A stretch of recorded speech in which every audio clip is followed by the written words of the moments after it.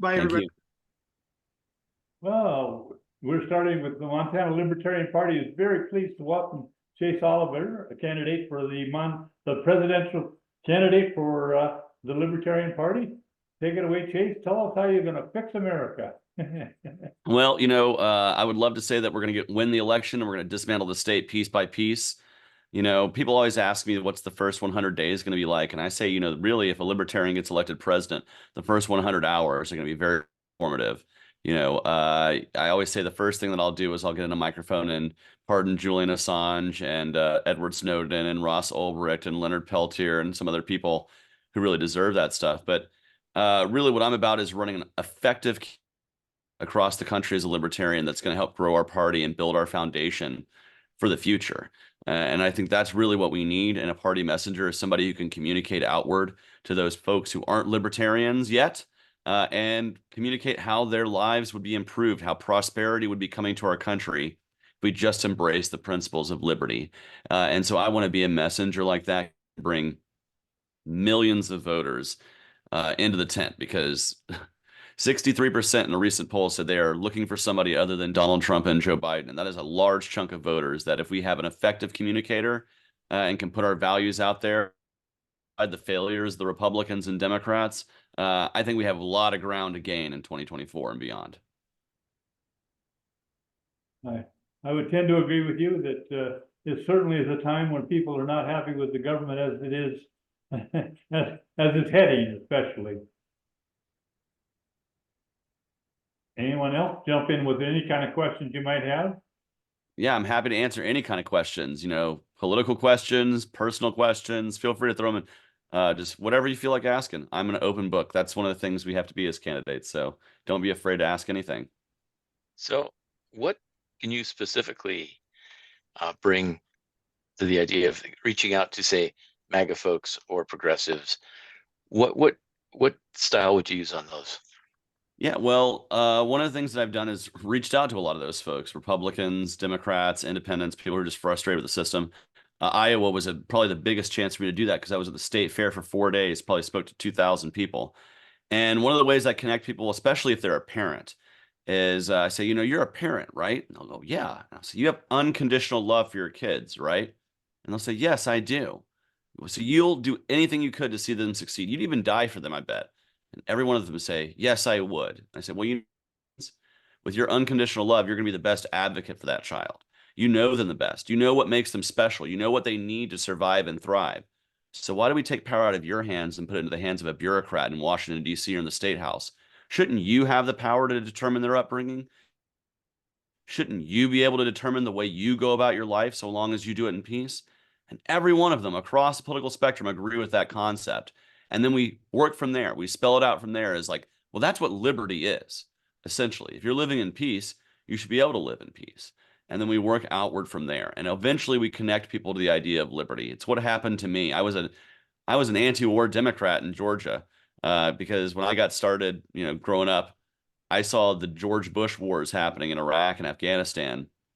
And because I didn't know about the Libertarian Party, I just kind of reflexively opposed George Bush as a Democrat, even though I loved guns and I hated taxes, all kinds of things that really fit me into the Democratic Party. But once Barack Obama broke all his promises, that's when I went looking elsewhere. And it was the Libertarian Party that connected my anti-war views, my views against the American empire, that really connected me with the greater ideas of liberty. And I want to connect people just like that, find their greater idea of liberty and connect them to our philosophy in a way that clicks.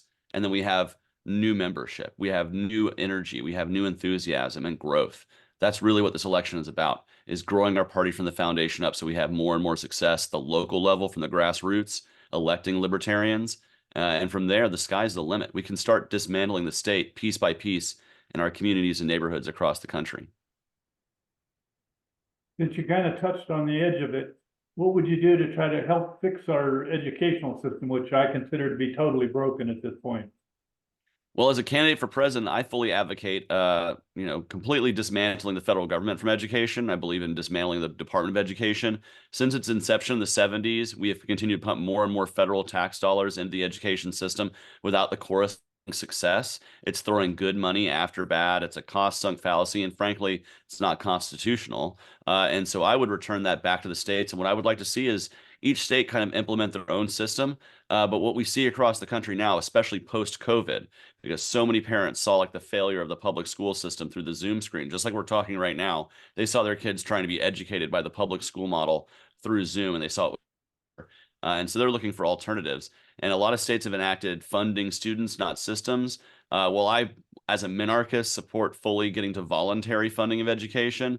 I see this as quite the transition away from the public school model. Just if you're going to fund anything, give that money directly to the parents to determine the best school. And I tell the time who are like, well, what about my public school? It's so great. I say, well, if your public school is so great and they're funding students, you just keep funding that. They already got the infrastructure and the buildings. But if you're like in Atlanta, where I'm from, the public schools are so bad that the teachers had to cheat.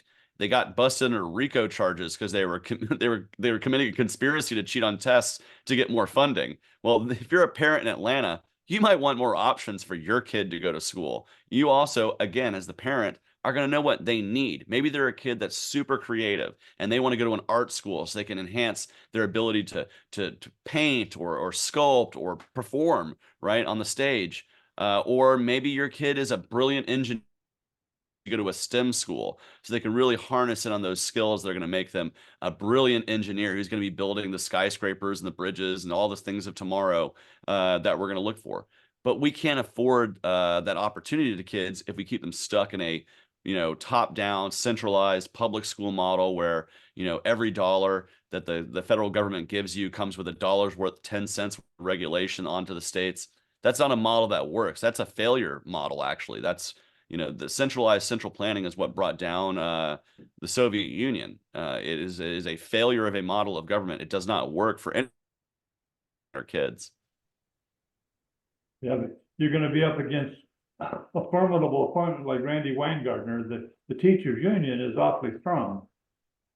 Well, I think there are other allies in this sphere like Corey DeAngelis and others who can actually have our back if we push a real bold, principled message that the federal government should have nothing to do with education. And frankly, why the Randi Weingartens of the world fight school choice, they fight the ability for parents to have more choice over these things, is because it preserves their power.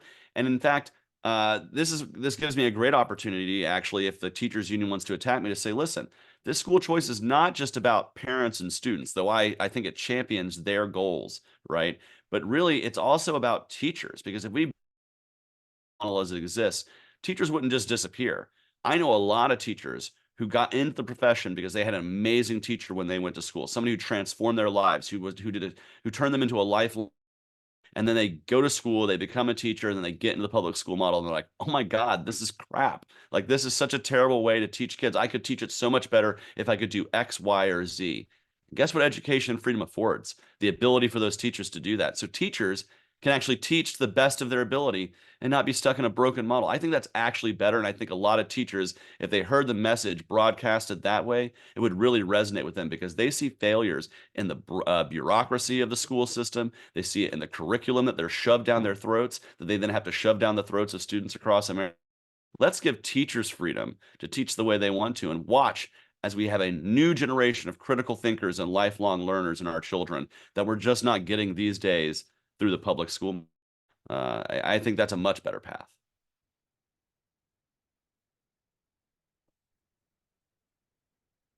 All right, guys, come up with some good questions for him. Pick on him. Yeah, feel free, anybody, to raise your hand. I see Marty's on the camera. The other guys are a little that's fine. I'm so vain. Yeah. Give us your elevator pitch. Just my elevator pitch to somebody is I say this: hey, I believe in peaceful people being able to live in peace. If you're going to live in peace, you don't commit force, fraud, coercion, theft, or violence. At the end of the day, your life is your life, your property is your property, your body is your body, and your business is your business, not the government's. You should own yourself and own that which you've earned. That's a message that I can bring to every single voter. It's my 30-second elevator pitch to people. That's usually what starts the conversation. And from then we listen. I listen to what that voter cares about and try to connect that to the greater philosophy of liberty. One of the things we as candidates have to do better when we're on the campaign trail, just meeting normal folks, particularly Republicans and Democrats who aren't already in our echo chamber, is listen to them. Because concerns, that's the way we know how to communicate our values outward and grow.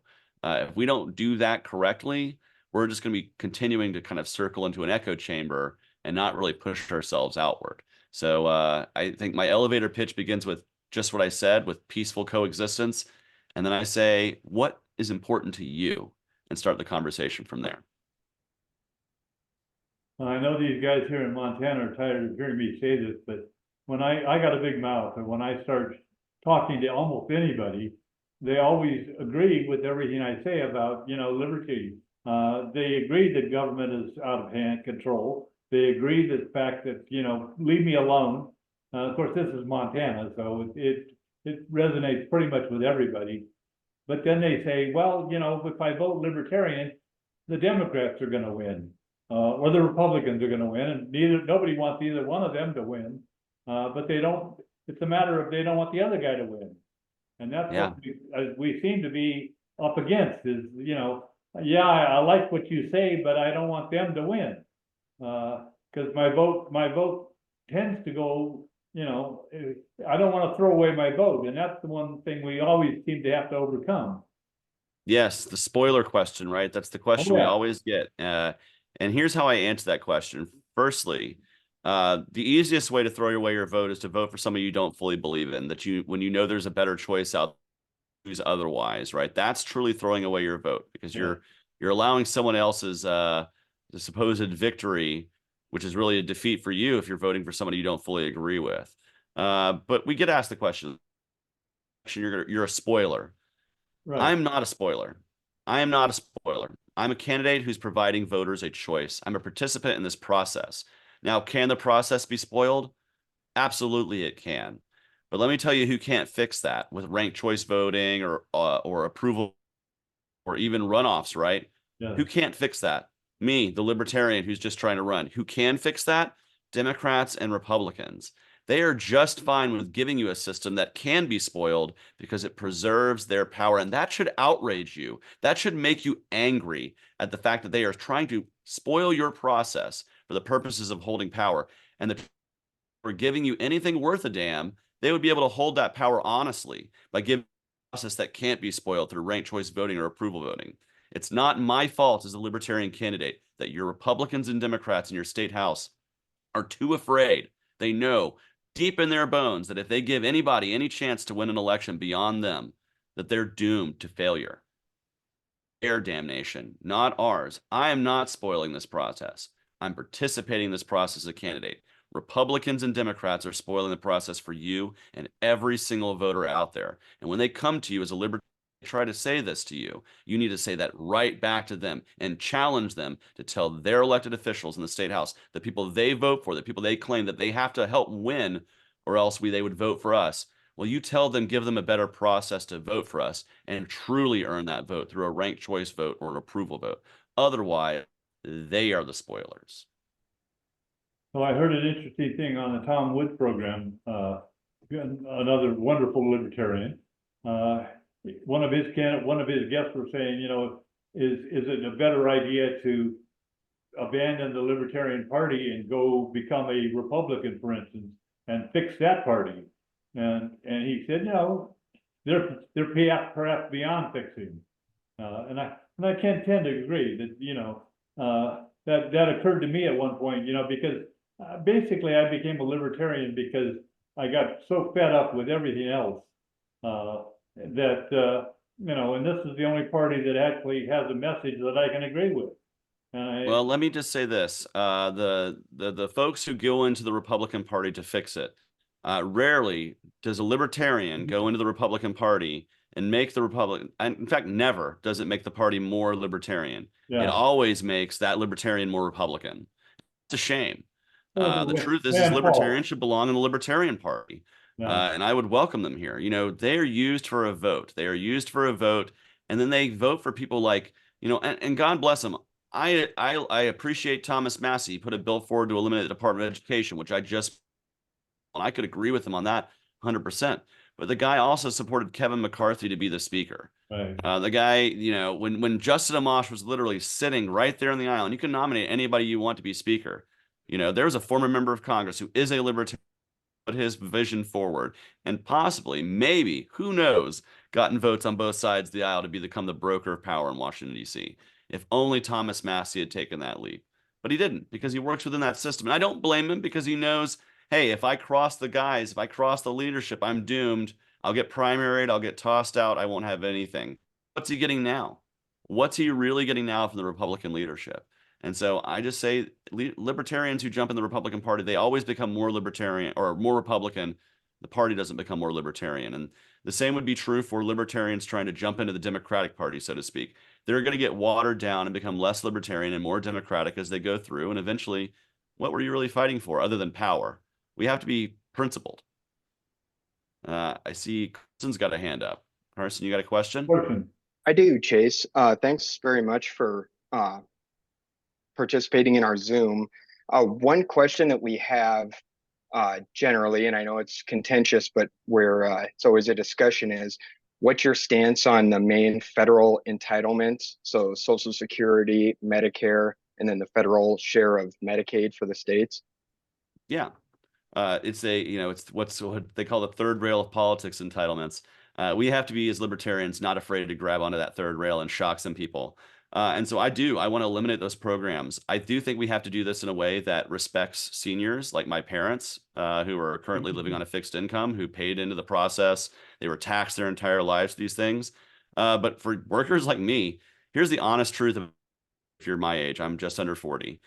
We can either continue to be taxed for the rest of our lives and not get benefits because the system's going to go insolvent by the time we retire, or you can give us the ability to take that money instead, put it into savings to a mutual fund or an IRA or any other retirement account that's going to perform security, and we still won't get any benefits because the system will go insolvent.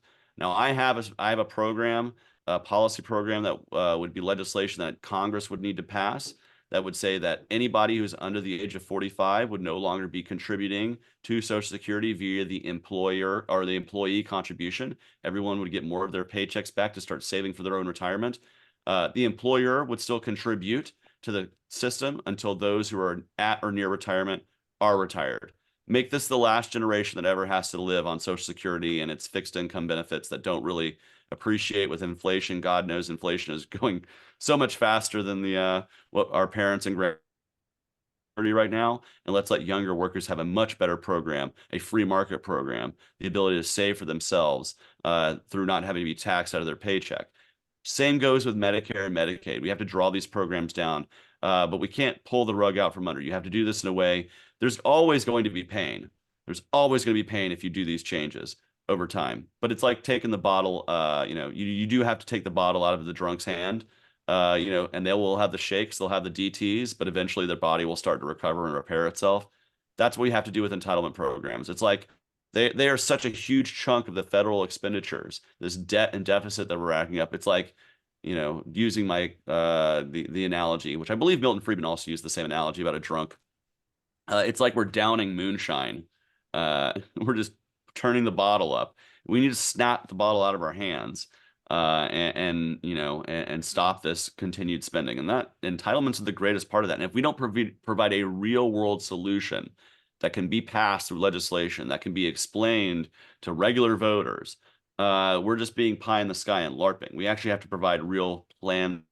Is a drawdown that can happen very quickly, would save the taxpayers trillions of dollars over the long haul, and ultimately be better for our economy and for our retirement, our healthcare, and everything else. I'm a cynical old man, and I look at the youth of today, and I look at it and I say, well, it's a wonderful idea, except they won't put it away. And by the time they're my age, there's going to be an awful lot of tent cities, because an awful lot of them are just not going to put it away. They're going to spend it. Maybe I'm just a cynic, but without some kind of a forced retirement plan on them, they'll be out of money by the time they're 70. A lot of them will. Well, they'll put it away, but a lot of them won't. market's going to be able to react, that people are going to see how quickly not saving is a bad idea. People are going to have to react to those conditions. And ultimately, I have to believe that if we were to give more of our tax money back, reduce the overall size of the state. I'm a minarchist, so there's a lot of state I could reduce Oh, I if know. I had a magic wand, right? But if we can start reducing the size and scope of the state, returning people's money back to them, also there would be a heck of a lot more money for direct and mutual aid, charity, things to help people who maybe didn't save, who were not as responsible, but now need a helping hand. Just because I don't want government to do something doesn't mean I don't think it should be done. We should Right. certainly help the less fortunate, and a lot of those who would be on Medicaid and who have and who didn't maybe plan for the future are in that situation. But it's a way for us to allocate those resources using the trillions of market decisions that individuals will make over time, as opposed to a centrally planned government function system that, my grandfather used to tell me all the time, the government will tax you $1 and give you a dime. And that's really what happens. They wash our money away. They tax it away, and it's wasted through better allocated if we just had the money to ourselves to allocate to help our neighbors, to help our communities, to help our friends and loved ones who might have fallen on hard times. That happens to everyone. And that's the greatest thing about the American spirit. If you look, we're one of the most generous giving people in the world in terms of helping out our communities. And if we were just allowed more of our money back instead of having to be stolen from us by an overly intrusive and abusive state, in addition to abusing us here at home, commits war crimes all over the world and creates a military empire using trillions of dollars, bombing kids all over the world with our American tax dollars paying for it, we would have a much better world where we could take care of our neighbors, take care of our friends and our communities and our loved ones. And that's the message that we have to put forward. We have to be very bold in putting that forward and saying, just because we don't want government to do it doesn't mean we don't want it to be done. It just means it can be done way, way better without government doing it. And that doesn't mean we have to lack empathy. In fact, I think the philosophy of liberty is one of great empathy. Chase, this Carson again, a follow-up question to that, and I appreciate that you were able to articulate your plan, because I know that is hard. What kind of tax would you use to fund these entitlements during this taper? Yeah, so like I said, I would remove the employee contribution from all workers under the age of 45, but I would leave the employer contribution. So businesses would still pay this to help retire their workers who are already retiring, because many who are at or near retirement were working for these corporations, and they do need to be helping to fund the remainder of their retirement through this stuff. But after this last generation retires, we remove that employer contribution too, which, by the way, will just drop the cost of doing business drastically for the next generation of workers out there, which will further be able to help them start a new business, hire new workers, save for their own retirement. These are things that we could look to for those workers who are just now going into college, right? Years when they're in the position to start their own business. They've worked, they've created, they've saved up. Having a condition where there is no employer contribution into Social Security lowers the cost of doing business. And this is why you do this in a tapered form, because it doesn't change everything all at once. It removes the system for those who are younger, allows us to save up, but does keep the system in place for those older workers who are at or near retirement. Like I said, my parents live on a fixed income. I don't want to throw my parents out off of that. And if you ask any millennial who's my age and you just say, hey, are you able to just right now, if everything changed right now with a magic wand, would you be able to take care of your parents and grandparents, their cost of living? Most people would say, you're crazy, man. I'm a millennial. I barely got $1,000 in the bank. The economy sucks. And so we have to allow our parents and grandparents to retire with dignity, because they worked and they paid into that process their entire lives. But for younger workers like me, and maybe anybody who's younger here on the call, let's free ourselves up to actually do something better, which is plan our own retirement, because nearly every retirement fund, even the S&P 500 outperforms, if you just tagged your money to that, it would outperform Social Security and their rates of living increases. So you're just better off throwing your money basically into the market. Okay, thank you. Thank you. So I've got one that's maybe a little more awkward. There are some places that are experimenting with not necessarily decriminalizing drugs, but decriminalizing drug use. And those places are not real livable cities anymore. Some people are blaming the decriminalization for that decline. Do you have an answer for those folks? Well, the first answer to those is a lot of those cities already were not the best cities to live in to begin with. And I think it was a failure of their city governments and the way they've handled their infrastructure and a lot of the programs they've done. It's actually a failure of kind of leftist governance if you look at a lot of these cities. But I am for the full decriminalization of all drugs. And I believe there's actually a successful model if you want to find a success there, and that's the nation of Portugal. In the early 2000s, they had the highest IV drug use in the continent of Europe, and it was causing a major outbreak of both hepatitis and HIV among the users because of dirty needles. And they had an option. They said, we can either do what the United States and even go further, like the Philippines is doing, and really crack down, make this a war on drugs, or we can do what a lot of these social scientists are telling us to do and actually decriminalize, destigmatize addiction, and instead of throwing people in jail, maybe advise them to go speak with a drug counselor to maybe talk about why they were using and what got them in that position if they want to get help. I maybe don't support the centralization and the government use of those programs. I think NGOs and others could better step in to fill those gaps, but the decriminalization side absolutely had a benefit. And if you look at Portugal today, they have some of the lowest IV drug use in the continent of Europe. Their hepatitis rates and HIV rates crashed down. Now, they still have higher HIV rates than most of the continent, but that's because a lot of people, thank God, are living longer with HIV than they used to. But what they've done is they've basically curbed the crisis that they had. Instead of thinking about government, what can we do with less of a heavy hand and providing more of an empathic look at what causes addiction and maybe trying to address those root causes. I think that's a much better path we can take. And in fact, I've seen the great work that Direct Action in this area does in the state of Oklahoma. There's a guy named Drew Cook. He's the head of the LP Sober Caucus. He's an ex-addict. He's a current addict. You're always stuff usually, but he is a non-user, right? He's somebody who cleaned himself up. And he started a group called Shred the Stigma Oklahoma. And what they do is they pass out free Narcan, fentanyl testing strips, clean needles, and clean pipes to people who need it. Now, it's not because he's like, great, go out and use drugs. That's awesome. It's because he knows these people are going to use these drugs anyways. He wants them to be able to use as safely as possible. And when the time comes for them to get clean, what does he do? Well, he's a trusted name that they know. They know he was an ex-user. They know he's a trusted name who's been handing them Narcan and fentanyl testing and clean needles. So they know he's the guy that when they one day do want to get clean, they're going to say, how do I get help, man? And his organization has saved, I believe it's over 700 people's lives through Narcan, through preventing overdoses in Oklahoma. So that's 700 people's lives, souls who are still on this earth who wouldn't have been had they not had the Narcan that he put in their hand. And then dozens have come to him seeking to get clean and get help. And he's helped them find the programs they need. That's the kind of community involvement. That's the kind of, don't ask the government to do the job. We have to do the job sometimes. We have to be the people who helps people up. Libertarians want to say that the government shouldn't be doing something.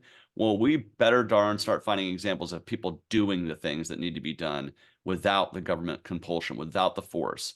And those are the people that I want to lift up. That's the kind of example I want to give to voters across the country who rightfully have serious about what happens if we were to decriminalize drugs. What are we going to do to curb this addiction crisis, particularly opioids in our communities? And if we're not able to provide those real world solutions and connect it to our philosophy, well, then we're just speaking into the wind. And so that's one of the reasons why I'm running, is because I speak to thousands of people, I hear their stories, and I try to put them forward as examples of what liberty just took the time to get the government the heck out of the way.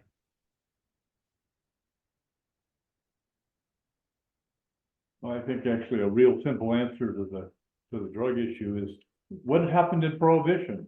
It certainly didn't fix the problem. It did not, though it did. I as the grandson of a bootlegger, I'm going to say it made a lot of people a lot of money. Yeah. Maybe not in the most, not in the legal way, right? But maybe that's where I get my rebel spirit from. Yeah. A little bit, my anti-government notion. It certainly didn't stop people from drinking, and it certainly made a lot of criminals. It did not, yeah, and it created an entire empire, a black market that if we could just Right. crack that down. I mean, gee, what would happen to those cartels south of our border who create tons of violence and even bring that violence here into our communities all across the country? What would happen if we just removed that profit incentive for a black market to even exist? Well, I think we'd have less violent drug cartels and more shops like the cannabis shops you see across the country that look more like Apple stores than buying your drugs off of some seedy guy on the side alley in the street, right? I think that's actually a better future, honestly. And I think it's a better future where, we would have less people overdosing through fentanyl, because if you could, and one more thing that they do in Portugal is if you do have, say, heroin, you're able to go to a chemist and pay a small fee, and they'll test your heroin to tell you how pure it is and to see if there's any fentanyl or anything else in it that could be very dangerous to you. So it gives you in information, and with information, you can actually more responsibly use anything, not just heroin, but any product, and that includes cannabis. That includes heck, that includes anything really. If it's legal and you're able to go ask somebody to test it, you really know those things, as opposed to the illegality of drugs and even the alcohol back in the day that was turning people blind, I'd much rather get that moonshine that's, not doing that. Yeah. Go ahead, Liam. Hey, Chase, you alluded to foreign policy earlier. I was just wondering if you could kind of explain how you would articulate foreign policy to the average voter and maybe people who aren't very interested in the topic. Well, I always tell people that I'm anti-war to the core. It is what got me into politics.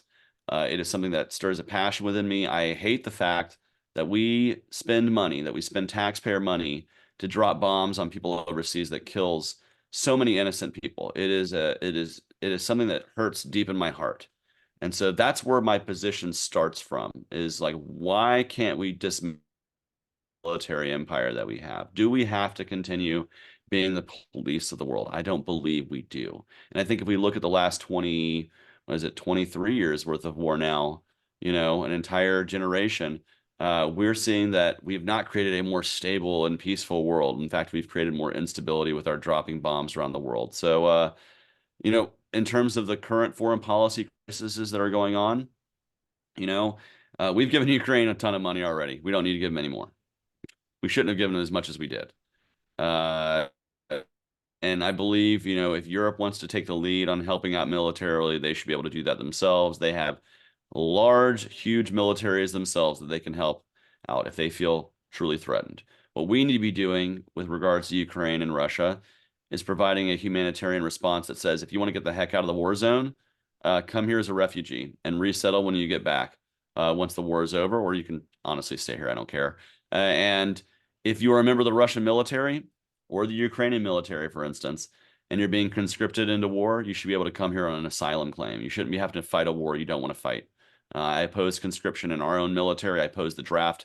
And so I certainly oppose the drafting of other zones, and think that's a worthy asylum claim, to be able to come here to a land of freedom where you're not going to be, hopefully, ever compelled. And certainly if I'm president, never compelled via a draft. As far as the Israel-Palestine conflict that's going on, October 7th was a horrific day. It was bad. I think if anybody would see 1,500 of their neighbors being murdered in the streets, they would expect some sort of response. But there's two things here. First off, not only do you examine the response, but you also have to examine the motivations that created the conditions that created this attack to begin with in the first place. And that does not begin on October the 7th. There's a whole long history ahead of that. And usually it is under the worst conditions of desperation that violence, like we've seen from Hamas, that can bubble to the surface and take hold in people. And it's only through this desperation that those kinds of people really can take charge. So we have to examine those motivations.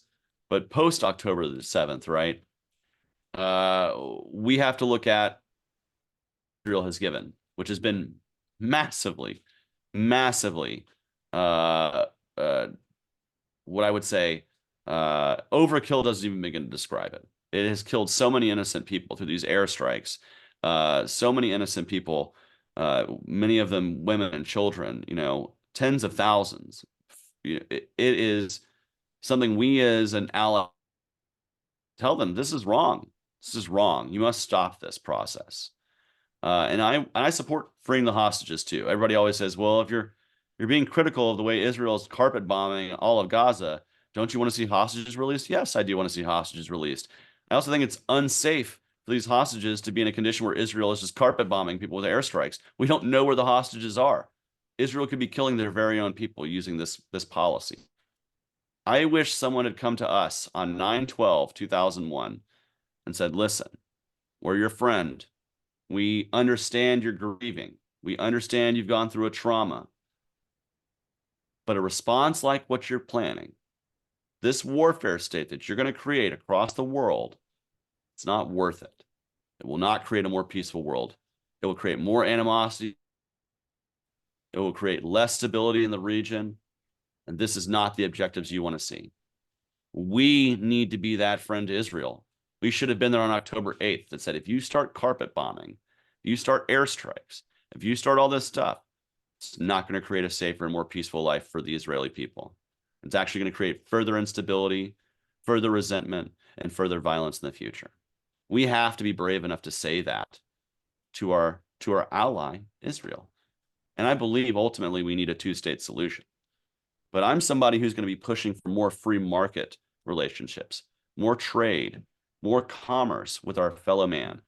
And unlike Barack Obama, if I'm elected president, I will follow through on these promises. We will stop the drones. We will close Guantanamo. We will end the wars. And we will talk to our enemies without precondition. Because diplomacy is better than a war. And we should always, every time, take that path first. And if we're going to fight a war, it ought to be declared by Congress, not unilaterally coming from the president. And that's why I support Defend the Guard legislation here in the state of Georgia and all over the country. Because if we don't have a declared war, our National Guard should not be getting sent all over the world to fight these wars. And frankly, the rest of the other branches of the military should be sent home too. But with Defend the Guard, we can at least bring our National Guard troops home with governors who are willing to check the federal warfare state. Thank you. Thank you.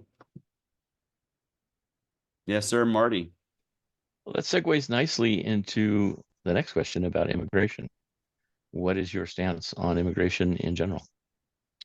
Well, I think if you look at the statistics, immigration is a net positive for this country. We have a large retiring population that's going to need replacement workers, and we need immigrants to do that work, frankly, because we're not replacing the population quick enough. We do need to have people to fill those labor gaps that we're going to have in the marketplace. And I believe in the free market, and that includes the free movement of labor across borders. I support an Ellis Island style of immigration system. I have people come through ports of entry, declare themselves, go through a background check, which in the 21st century can be done very quickly. You don't have to wait a background check quite quickly to make sure no one requires extradition or something else to that effect. Go through the proper process very quickly and allow people to come here and work. I live in Georgia. Our largest industry is agriculture. And it doesn't matter whether that farmer is a Republican, a Democrat, they know they need immigrant labor on their farms.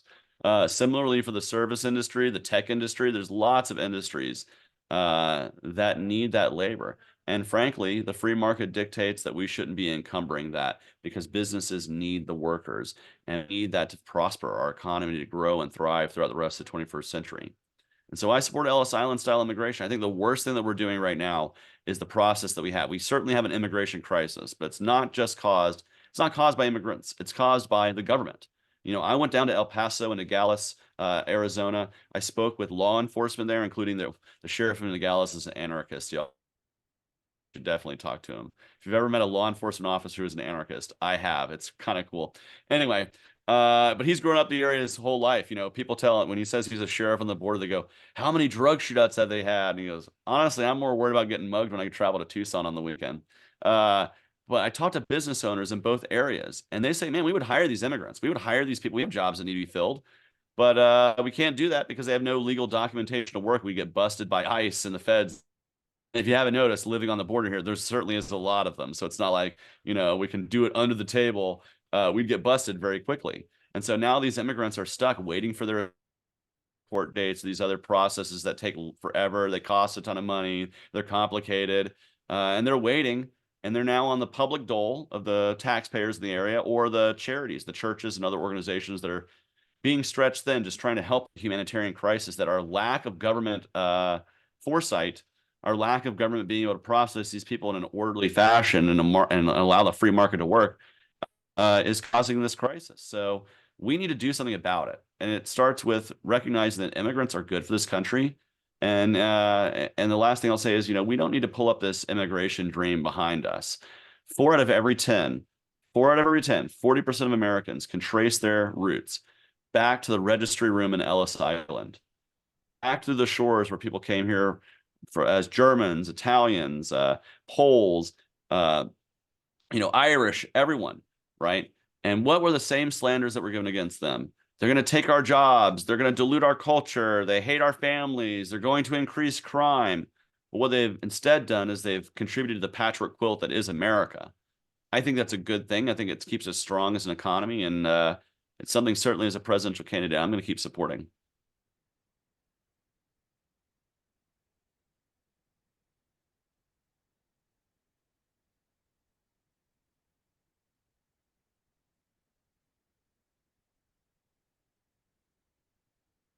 Anybody else got any questions? Feel free to ask them. Like I said, you don't even have to ask me about libertarian stuff. It can just be personal stuff. I don't mind. Anybody got any answers? What's that? I said, if nobody got questions, anybody got answers? That's right. Well, I'll tell you a little bit about myself, a little bit more about myself, if folks would be interested in that. I am 39 on election day, half Donald Trump's age, Atlanta, Georgia. I am an uncle to 7 nephews and nieces. I am a proud uncle to all of them. And I am a pet owner of 2 cats and a dog. So the only thing that sucks about traveling is really leaving them behind, though thankfully I have a friend who is able to take care of them as I'm gone. But I really have enjoyed, I'm running full time, by the way, for this position. I left my the field of employment, and now I do, a few hours a week of being a personal assistant online to someone. That's how I get a little bit of money to kind of get some food and some expenses paid. But other than that, I'm running full time for president. I have nothing holding me back to be able to run as aggressively as possible, which has allowed me to travel to 44 states so far. Montana, you are on my list. You're in the final 6, and I'm going to get to Montana before our national convention. And when I do, I hope to that so I can shake each of your hands in person. But I'm committed to traveling to all 50 states before our national convention for 2 reasons. One, I found out no libertarian candidate for president has ever done this, either pre or post nomination. So I love to shatter glass ceilings. So I'm going to do that one for us. But also, I believe it's important for us to reach out and speak to voters, libertarian or otherwise, in every state, so we can show that our party is a 50-state party. We're a party that's representing liberty all over the country and wants to build up our foundation. And to that end, I want to tell you a little bit about how our campaign is going to help the state of Montana. So in the 2020 election, Joe Jorgensen's campaign was nice enough to give data to, they gave all their data to national as they got it. And it got to some states, but to some states it didn't. And they said, well, I wish we'd had more, ability to connect our voters to our message, but we just didn't get the data. I'm going to decentralize that process. Every single Montana voter who clicks on my website, who says they're interested, wants to join the campaign, you're going to get that information in real time, so you can connect them to your local affiliates out there. They know what the party's doing and getting involved, hopefully becoming a donor and a full-time member of the party. You can add energy and enthusiasm. And I have 4 metrics of victory for this race outside of winning the White House. Winning the White House would be awesome. But outside of winning the White House, what are victories for us? How many states can I secure ballot access? Like my home state of Georgia. The presidential campaign is the only race that secures or loses ballot access in my home state. So there's a lot of states like that need the campaign to push them off for ballot access. How many states can we secure major party status that allows libertarians to be on an equal playing field with Republicans and Democrats? Just like the state of Iowa, they won their major party status in 2022. And because I campaigned in the state and got a little bit of media, I got invited to be on the political soapbox stage at the Des Moines Register. I'm the first candidate for president who's not a Republican or Democrat who's ever gotten to do that. Well, we can continue to do that if we earn major party status in other states. How many local, winnable libertarian races can my campaign identify and help push across the finish line to victory? So we're electing hundreds. Hey, I'd love to elect 1,000 libertarian candidates all across the country in 2024 to build our bench, to build our foundation up. And the most important thing, I want to double our party's membership in this election year and hold it for the next 4 years. Every time we have a presidential campaign, we get a boost in membership, a boost in enthusiasm, more donors, this and that. And by the next year or two, it's all fallen off. My job, if I am our candidate for president in 2024, does not end in November 2024.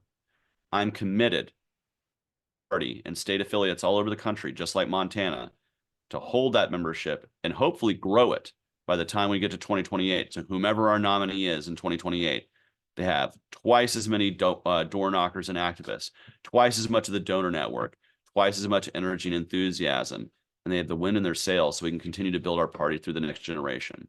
That's what I'm committed to doing. And I hope those of you who are watching here tonight, who go to convention and become delegates to the convention, can help me in that effort. You can do that right now by going to votechaseoliver.com, clicking the Get Involved link so you can become a donor, supporter, or a volunteer on the ground. Once we get ready to go on day one, once we get the nomination, we're going to be full steam ahead in every state. And so we want to prepare for that by getting an army of volunteers. We have almost 300 across the country. You can join that group today by going to votechaseoliver.com. And if you are in a position to donate, we welcome your donations because it allows me to travel across the country, speaking to people face to face and putting this powerful, positive message of liberty forward that can give an alternative to the broken two-party system for millions of voters out there. So that's kind of my sales pitch right there. I wanted to throw that out there since we are kind of getting towards the top of the hour. But if anybody has any questions remaining, feel free to ask them. I'd love to have them. Can you come to our convention? It depends on what it is, honestly. I don't really make my own schedule these days. It's kind of made via a campaign committee. But what I can tell you is if I am our nominee, I will at least be campaigning in the state of Montana at some point. And it will hopefully be me. It will hopefully also be my running mate. At least one of the two of us will be campaigning vigorously through your state because it's also a beautiful state. It's one of the states that I really want to hit the remainders. I have the Dakotas, which I don't know really what's out in the Dakotas, Montana and Wyoming, which are both beautiful Western states. Look forward to getting out there. And then Alaska and Hawaii. We're going to do 49 and 50th, those last two states in order, just kind of capping it all off before our convention. But I will be in the state of Montana. I don't believe it will be for the convention. I believe that's why we're planning a different time for me to come up there, either before or just after your convention. But I don't have that answer right in front of me because my campaign calendar open right here in front of me. I just have a big Zoom screen. So I can get back to you on that. And feel free to email, if you email Chase at votechaseoliver.com, that doesn't just go to me, that goes to my full team. They can give a concrete answer and let us know. Chase, oh, excuse me. No. I just wanted to let you know, I'm having a huge delay. I'm sorry on my phone, but I've been in contact with Steve. And we plan on, at the very least, having all the candidates address us on April 21st. It's the Sunday of our convention for 10 minutes. So I'll definitely have that orchestrated. But yeah, Yeah, if I can do a virtual appearance, if I'm not able to make it in person on the 21st or the 20th, I will happily hop on a Zoom call or a Google Meet or any other way for me to beam myself directly into the eyeballs of all you Montana libertarians. And I do have one question for y'all. As I travel, I eat regional food all the time. I am going to be in Montana at some point. What is a regional food in Montana that I think I should try? I was over in Idaho recently. They have finger steaks. So like, what's something that Montana is known for in the food department that I can try? Beef. Beef, just any kind of beef. Well, if you're in Butte, you should try a pasty. What, a pasty? Yeah. Is that like a pasty, as I understand it, like in UK cooking, is kind of like a stuffed pie with meat. Yeah. Probably some onions and some other things in there. Yep. That sounds delicious. I'm not going to oppose that that's what it is. Yeah, I don't oppose it when people say, yeah, we're known for meat. I'm like, good. That just means I can eat more meat. I'm a definite carnivore, you guys. So, things traveling through, you know, I got to go to Iowa. They're the largest pork producer in the country. So I got giant, they call it pork chop on a stick, but what it is they just hand you the bone and you just eat it off the bone. And so, yeah, I don't mind that carnivore caveman diet. So if beef is what you guys, Montana, Well, beef no. I shall eat. Yes. We're all overweight. If Hey, you I make can it to the stand to gain a convention, few, so I don't mind it. if you make it to the convention, I can promise you a lamb chop. Excellent. That sounds delicious. So now I'm gonna have to compel my team further and somehow bribe them. They're gonna say, no, go somewhere else. I'm gonna say, but lamb chops are in Montana. But thank you guys for giving me a great opportunity to speak to some of y'all. And I do hope when I do travel to the state, I get to see some of y'all in person. Oh, yeah, you will. Yep. Yeah, thank you very much Travel, for your time. Oh, yeah. Well, if there's anything y'all ever need, like I said, if you email Chase at votechaseoliver.com, that goes to kind of my core campaign team. So my cabinet, so to speak. It goes to those folks. So that's a great way to get in touch with. Thank you very, very much for joining our Libertarian meetup. Montana Libertarian Party enjoys your presence, and I will bid you a fond good night. Thank you very much, Chase. Thank you guys.